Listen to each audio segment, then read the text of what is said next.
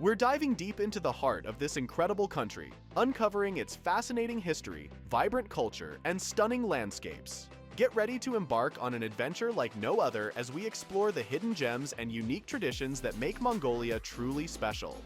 So grab your snacks, sit back, and let's delve into the wonders of Mongolia together. Explore Mongolia, a fascinating land known for its breathtaking mountains, remote locations, and nearby countries that can be risky to traverse. Additionally, it's home to incredibly beautiful women with distinctive features. Despite its lack of attention in the media and education, Mongolia has a wealth of history, culture, and geography. In East Asia, Mongolia is surrounded by Russia to the north and China to the southeast and west. With a population of 3.4 million and about 30% living in the capital city of Ulaanbaatar, Mongolia holds on to ancient traditions and a lively culture. At the heart of Mongolian life are yurts, traditional portable homes used by nomads for generations. These structures, made of wood and sheep's wool felt, provide essential warmth against Mongolia's harsh weather. They're also gathering spots for families where stories are shared, meals are enjoyed, and traditions are passed on. The yurt's ability to be quickly assembled and taken down is crucial for nomads who move with their herds throughout the year. This flexibility helps them adapt to different seasons and weather conditions. The culture surrounding yurts fosters strong community ties and family bonds. Mongolia's yurts symbolize the resilience and resourcefulness of its people in the face of challenging landscapes and changing seasons, showcasing the enduring spirit of its culture. Mongolia boasts captivating cultural phenomena, including the renowned Mongol Rally, an annual charity expedition that pushes participants to navigate from Europe to destinations like Ulan-Ude, Russia, or Ulaanbaatar in Mongolia using small, modest vehicles. Established in 2004 by Britain's Tom Morgan and Rob McKay, the rally serves as a unique adventure, fostering cultural exploration and landscape discovery while raising funds for charitable causes. The route of the Mongol Rally varies each year, but typically commences in Western European locales such as the UK or the Czech Republic, culminating in Ulan-Ude, Russia, or Ulaanbaatar, Mongolia. Participants enjoy flexibility in charting their path, provided they reach the final destination within a predetermined time frame. Notably, the rally's charm lies in its unpredictable challenges, encompassing rugged terrain, adverse weather conditions, language barriers, and bureaucratic hurdles. A distinctive aspect of the Mongol Rally is its requirement for participants to traverse the route in compact vehicles with engines no larger than 1.2 liters. Excluding specialized or four-wheel drive vehicles, this stipulation emphasizes the use of readily available, economical vehicles, heightening the adventure's accessibility. Contrary to conventional racing, the Mongol Rally prioritizes camaraderie and solidarity over speed, encouraging mutual assistance and meaningful interactions with local communities encountered along the journey.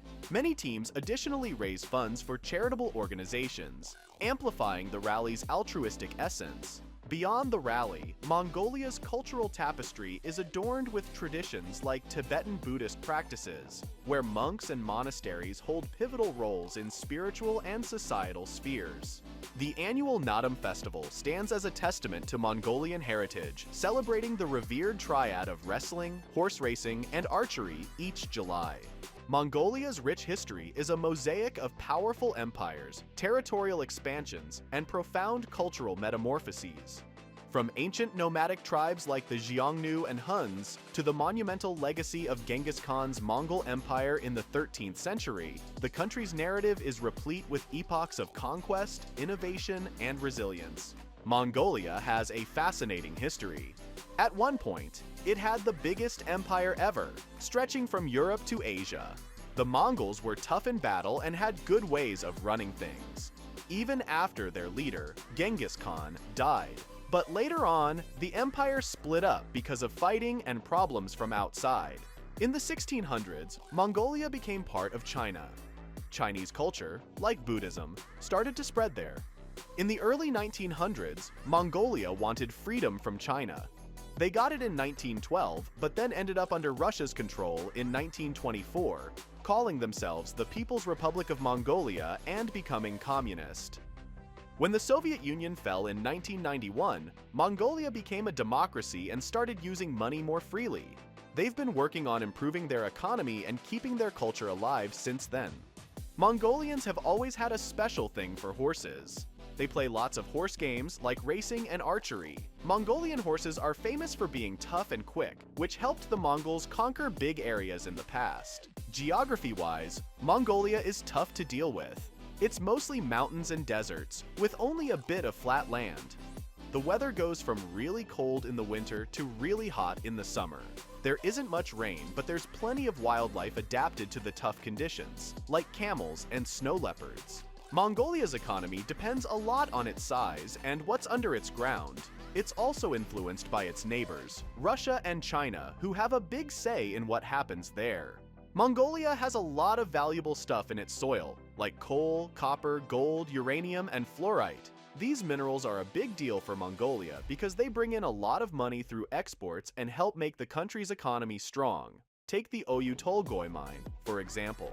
It's one of the biggest copper and gold mines in the world and has caught the attention of investors from other countries. For a long time, most Mongolians made a living by farming and raising animals, especially if they were nomads living in the wide-open grasslands. Raising sheep, goats, and camels is a big part of how people out in the countryside make money, selling things like meat, wool, and milk. While farming for things like wheat and barley is more for feeding themselves than selling, tourism is becoming a bigger deal in Mongolia. People from other countries are interested in Mongolia's unique scenery, nomadic way of life, and history, so they're visiting more. As cities grow and get more modern, jobs in things like trading, transportation, and banking are becoming more common. Ulaanbaatar, Mongolia's capital, is where a lot of this happens. The money in Mongolia is called tugrik, and $1 is worth about 3,400 tugriks.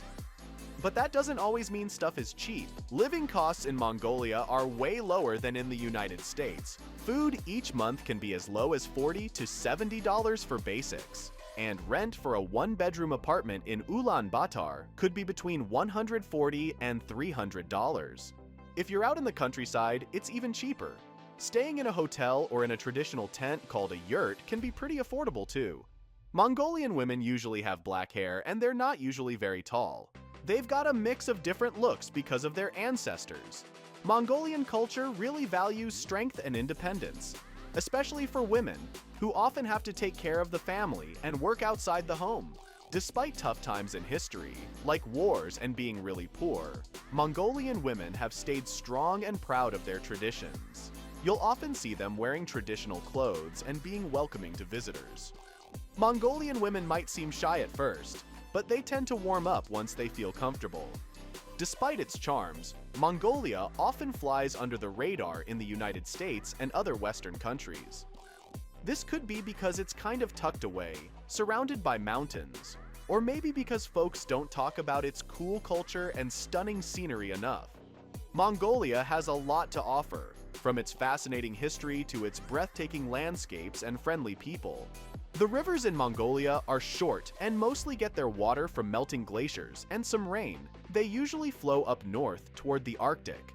Mongolia has a climate where winters are cold and summers are hot but short. It can get really chilly in the desert and mountains. Rain is pretty scarce and it doesn't fall regularly.